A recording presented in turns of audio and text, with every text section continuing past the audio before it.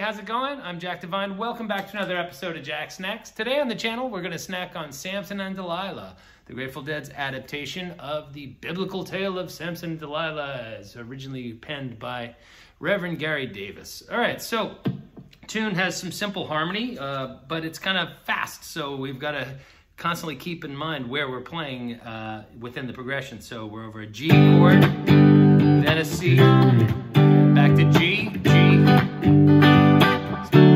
That's D to, okay, so we're just going from C to G and then G, D, and then at the very end we've got one more of these, and then that's G, G7, C, C sharp diminished, D7, G.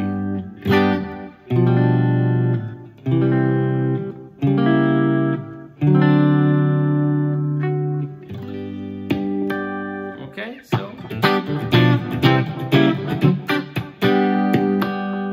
all right, so that's the harmony that we're looking at. As far as solo tones, I'm on my Strat in the middle position here, between the bridge and the middle, and I've got square wave fuzz and some delay on it, and I've hyped up the mid-range on the fuzz.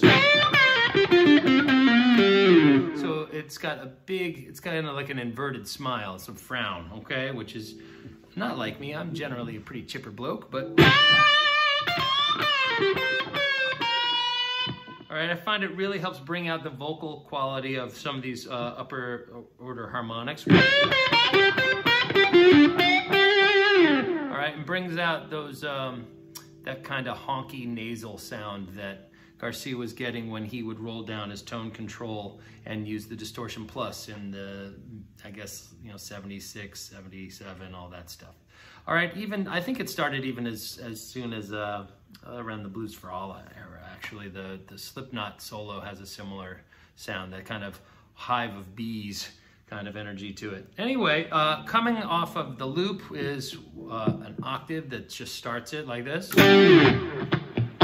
And then there's a little tiny count in, and then I start on 4 at this G, slide up and grab the C note and bend up to D. So on the downbeat of the G chord, we're coming in on its 5th.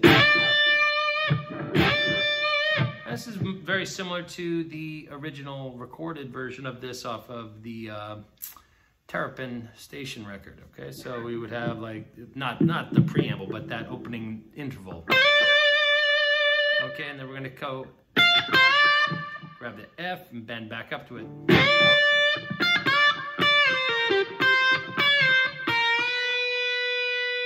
That's a 1 fret bend with our index finger from the flat 3 B flat into the B natural, okay? So that's what's happening.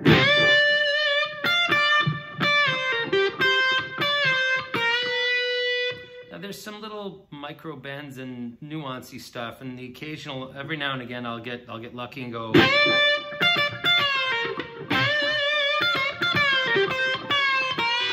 or I'll kind of grab the E string a second time, and I didn't get it on my main take, but I do prefer that. Okay, so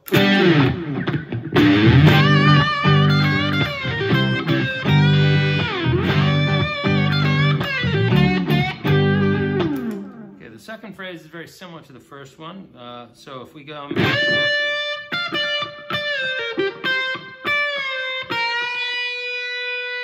That's the hardest part, is that one fret, one finger bend up to the minor, from the minor third to the major third. I see some people avoid playing it here and playing it, or like that up here. I find that sound to be just a little too thick, so I prefer the tougher position of... And then we come back here and do a one fret bend again from F into F sharp. So there's some rhythm, some dead strokes. We want to bend up to this F sharp because that lines up with the third of the D chord. That's okay. So if we go G, C, back to G, then again G, and then we come here and go D, G. Okay, so we're using the third of the D chord to imply it, okay, and that's that chromatic motion of... Okay, so the C chord we actually resolve to its root. We go... right there.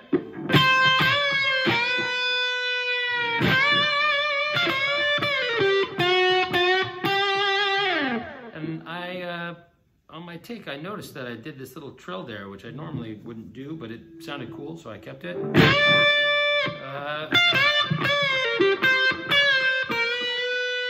Then right here.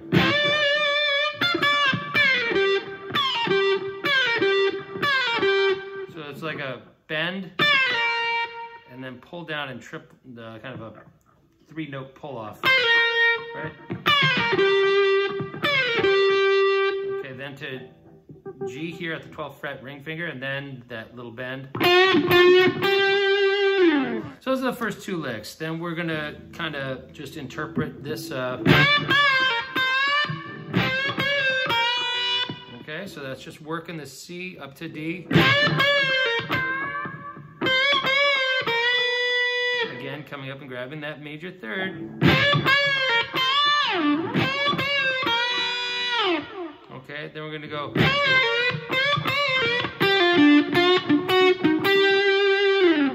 Okay, without, I think I hit a D sharp in there by mistake. So that's. But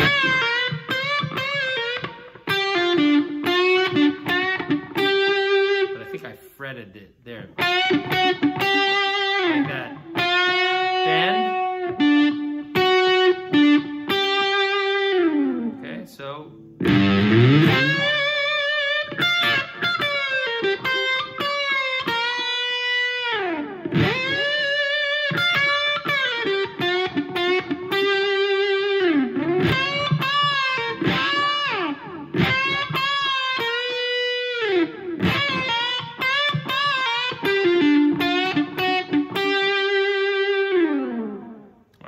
That's about right up until that point.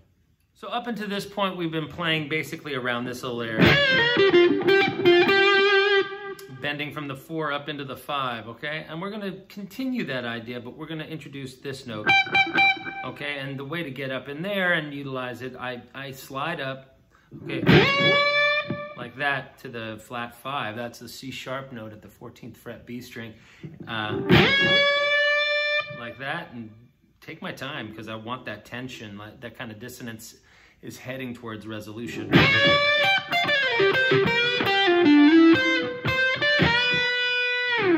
the lick, I think.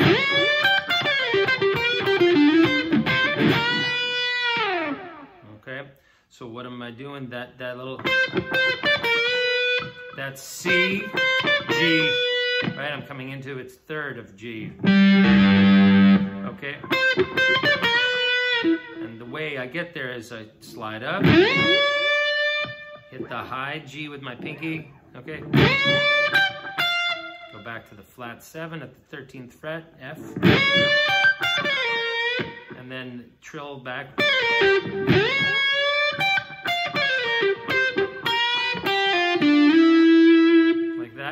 slide up from D to E on the 14th fret D string, like that.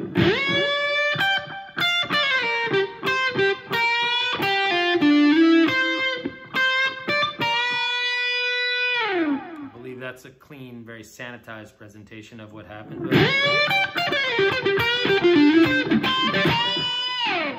So you can see that with a little bit more aggression, and there's like an aleatory or a random nature to when those pinch harmonics and stuff kind of pop out, and it makes it super fun for me as a player. So that's that lick, though. It's kind of a burner.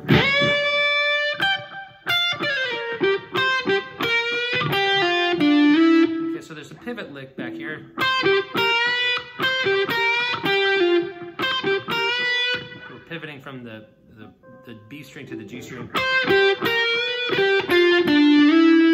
That's where we do that little pull off from G to F. Come up from D to E, and then hop up and form this little C chord, right? Okay, but rather than holding it down, we're articulating each note. So.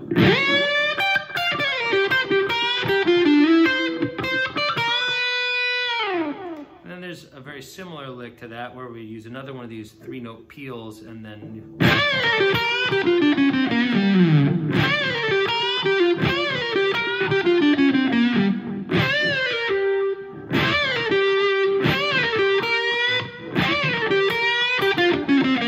I think that's it.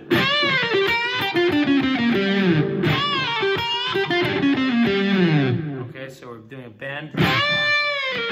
Sorry. So we peel back and then grab the root with our ring and then bend up again.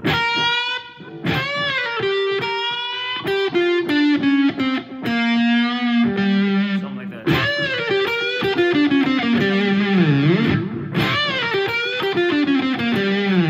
Right?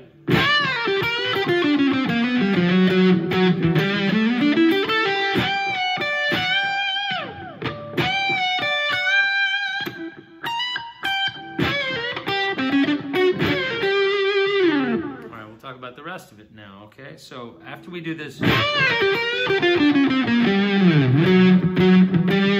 again, I keep tagging that F sharp, which is the third of the D chord, that big, coming back to the G, all right? So then over the G, I build, and so back.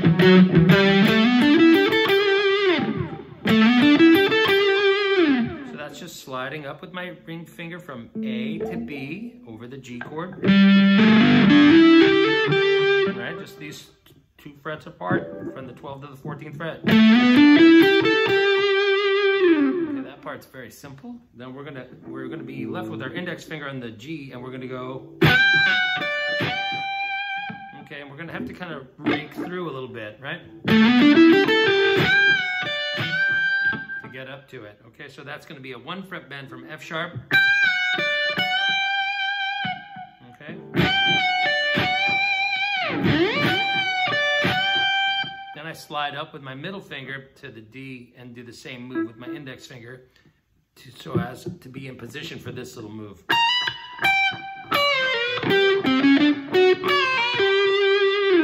I didn't even realize really why I did what I did when I was doing it, but intuition takes over at a certain point, right? So, all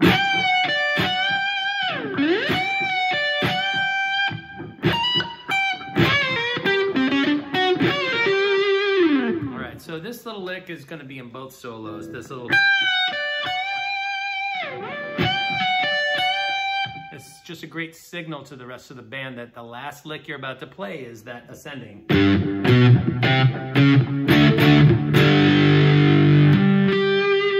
Okay, so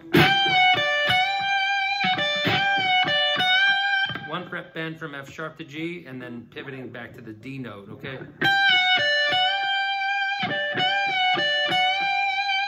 Come up to the flat third, B flat, and you can give it a little bend or slide, okay? You can even bend from B if you from A if you prefer. Okay, I like the 1 fret. Okay, Okay, then a little, okay, that little blues lick. You can do 2 frets, sounds great, or 1. I don't know what I did.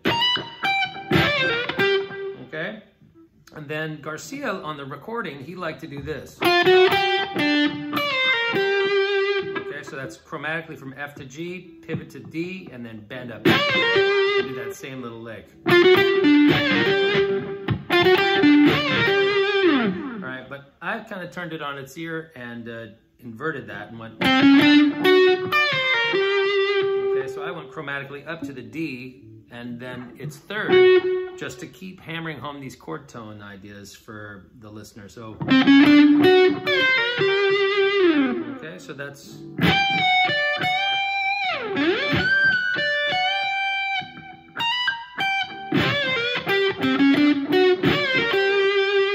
That's me, chromatically from C to D, F sharp, then the blues lick. Garcia was chromatically from F to G, then back to D. So that would be, that's his way. All right, and that wraps up my first take at the solo to Samson. I'll be back in a minute and we'll break down the second one. All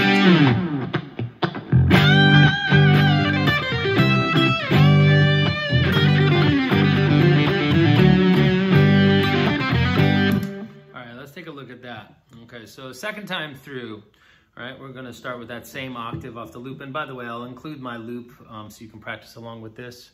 All right, so it was octave, 2, 3, 4. All right, so I'm just bending from F to G. All right, and you want to get it, you know, and then maybe add some vibrato. It sounds kind of cool if you don't have a ton of vibrato going there. So.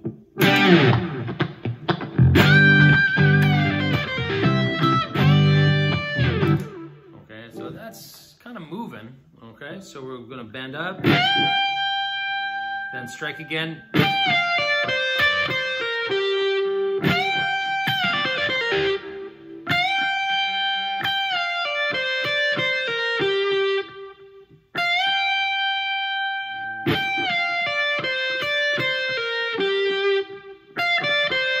So we're basically just playing out a G minor pentatonic there.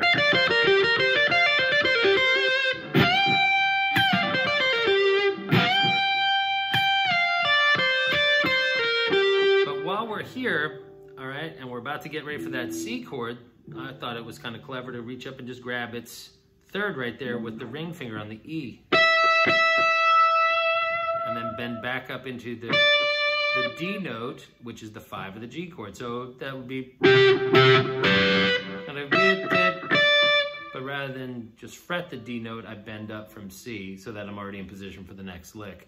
So a lot of, in my opinion, this is all my opinion, obviously, the similarities between like being a good chess player and being a good guitar player are pretty apparent to me. Is like you're always thinking one lick ahead, all right? If you can do that, you'll find yourself that you're not painted into corners quite so often. So think about what are the advantages and disadvantages of certain choices that you're making now and how they'll pertain to your ability to do what you're looking to do in the next bar or two, okay? So it's kind of like thinking 1 or 2 moves ahead on the chessboard. So here we are.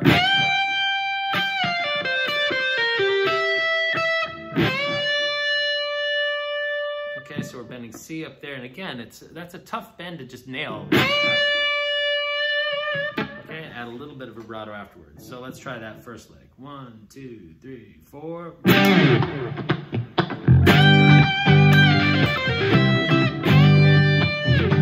Okay, so that's that.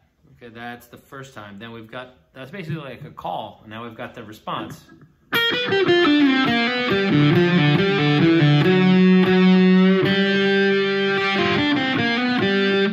Okay, so that's kind of an interesting idea of using some open strings. The D string and the G string get used heavily on this next little section. So,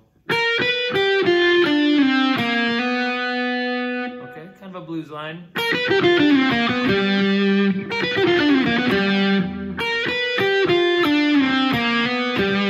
So look at the right hand there. It's kind of, that lick is kind of cooking. Important that you use the slide. Otherwise you might get hung up. So that's a couple of downstrokes in a row.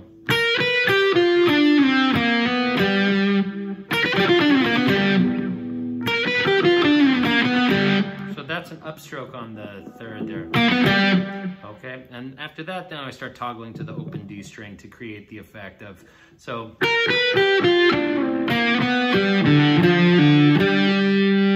how I toggle to the open D string after that F note?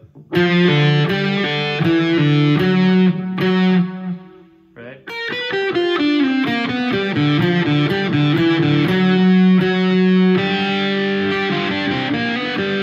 And this is a very traditional old bluegrass lick.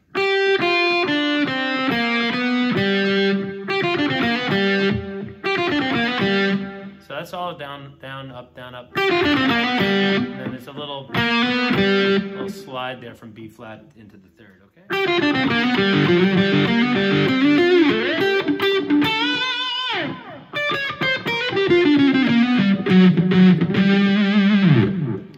Okay, that's kind of a fair reading of what I did. Don't forget, we're coming out of this big bend from F. Third of the C chord, and then bending up into the fifth of the G. Okay, then this little blues lick that goes back and shifts into this position from B flat. Okay, then we start toggling off the open D.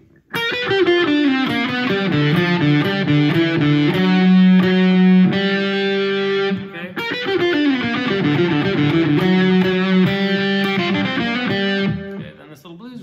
Bluegrass lick. F to G and then open G string again.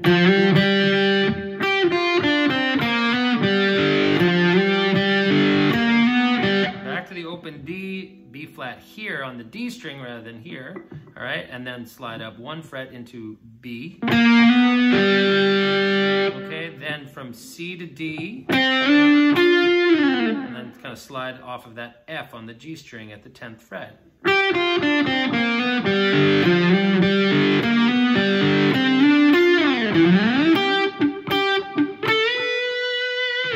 we're going to come up and grab that G, which is the 5 of the C chord that's happening there.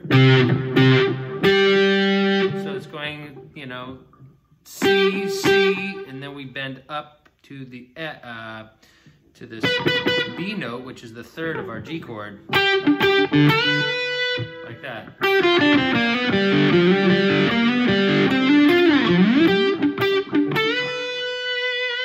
Okay, I like that little F in there because it implies the flat 7 right before we go to the 4 chord, which is always a nice little trick to do. Up.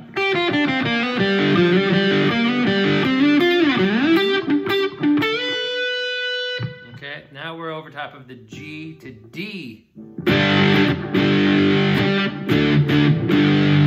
Okay, and that's this.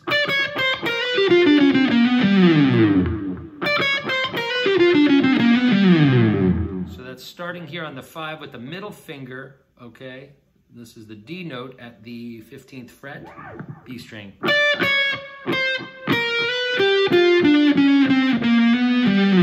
So that's the timing.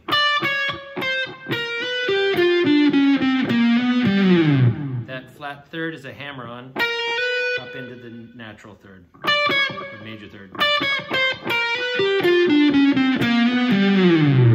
Okay?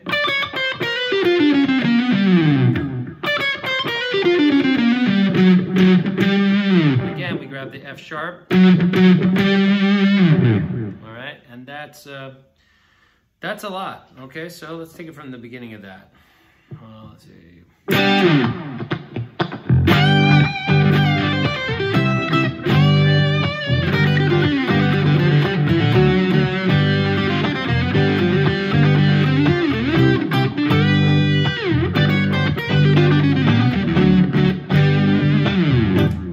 right, I'll be back in a minute to break down the rest of it.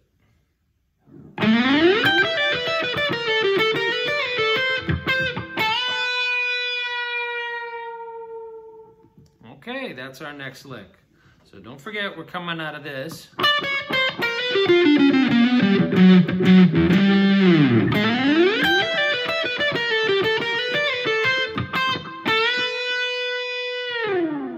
Okay, so then I'm going to slide up on the G, like that, and hit the downbeat on this high G note, okay? So I'm coming up on the G string to approximately the, I don't know, 16th fret. Kind of sliding up into the third approximately.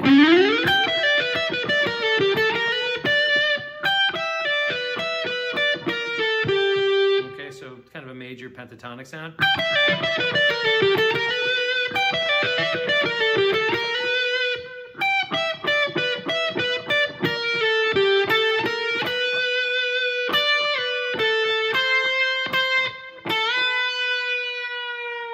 So again, C, C, and then bending up from the 2 into the 3 of the G chord.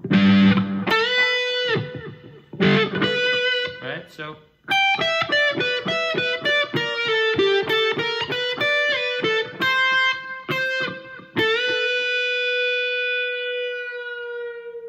Okay, and then we've got this kind of, again, it's a little bit more Allman Brothers, this little section.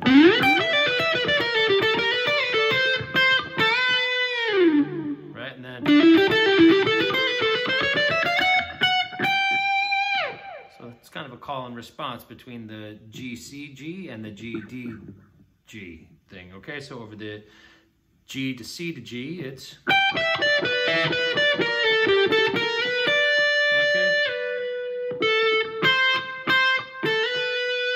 Then,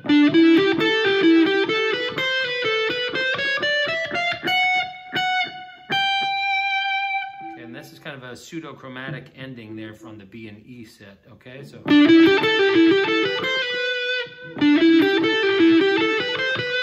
that's strictly out of G major, okay? Okay, and then we climb up chromatically from B to D and from E to G. So that's why it's pseudo-chromatic. We're not actually going to put in the D sharp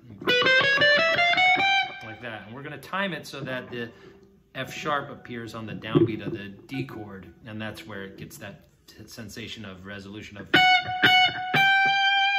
Okay, so we would go.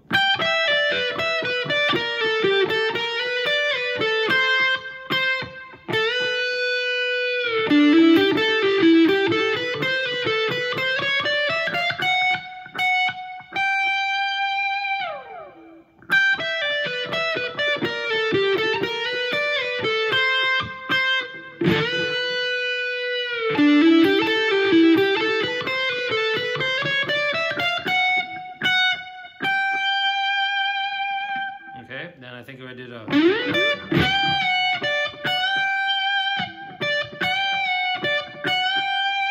Kind of a signature lick out of this tune. Samson uses that as the way of signaling to the band, hey, this is my last little lick. So the first time we did.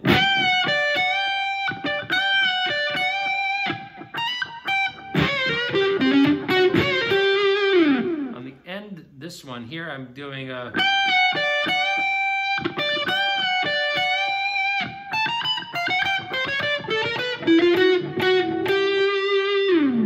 Okay, which is totally derived from that, but uses this like 2 chromatic approach tones idea. So I'm targeting the 3rd, the root, the 5th, the 3rd, and then the 3rd of the D chord. Okay, so watch. I go 1, 2, 3.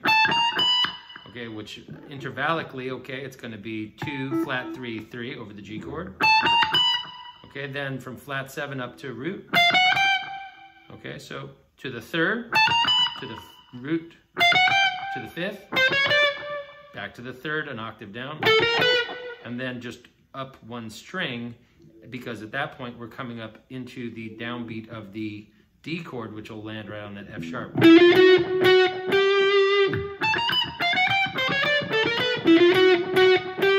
Again. All right, we get out of it. Except I don't think I hit this. I was being playful and went... and hit the harmonic there, okay? And then went... bent up to the third, just as a goof, all right? So from the beginning, we would have...